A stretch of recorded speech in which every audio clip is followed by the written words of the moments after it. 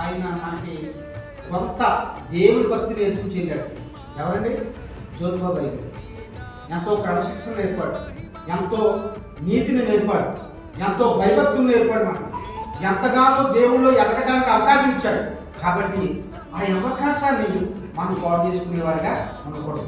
ఒక రోజుని నీవు ఎవరో తెలియదనే మాట మనం అనిపించుకోకుండా మనం దేవుని యందు ఇక నుంచి అయినా సరే ఈ ఉపవాస కొడుకులు ఒక ప్రతిష్టత కలిగి, ఒక సిద్ధపాటు కలిగి, ఇదిగో ఈ యొక్క సంఘంలో ఇంతమందిని నేను నడిపించుకోగలనని ప్రతిష్ట తెచ్చుకోవాలి. ఇదిగో ఈ సంఘానికి నేను ఇది చేయగలనని ఒక ప్రతిష్ట తెచ్చుకోవాలి.